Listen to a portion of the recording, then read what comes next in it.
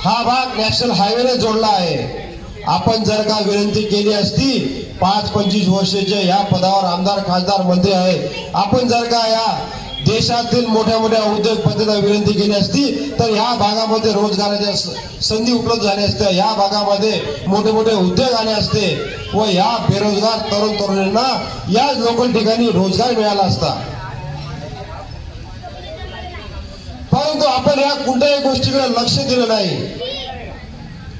मी आपणास वचन देतो की आपण जर का मला या भागातनं प्रतिनिधित्व करण्याची संधी उपलब्ध करून दिली तर सर्वात आधी या भागाचे पाण्याचे प्रश्न सोडवण्याचा आम्ही प्राधान्यक्रम घेणार आहोत। या भागातील रस्त्याचे जाळे तयार करायचे आम्ही प्राधान्याने काम करणार आहोत। मी स्वतः सार्वजनिक बांधकाम खात्यामध्ये अधिकारी असल्यामुळे मला हे रस्ते कसे मंजूर करायचे आणि कसे त्यांना इम्प्लिमेंट करायचं याचं सखोल ज्ञान आहे मित्रांनो।